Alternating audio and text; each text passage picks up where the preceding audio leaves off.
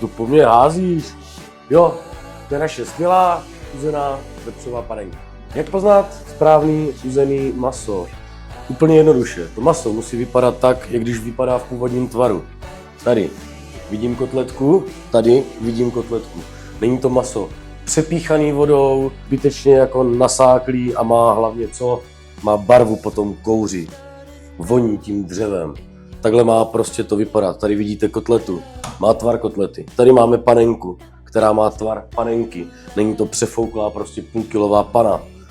A krkovička, jo, zase.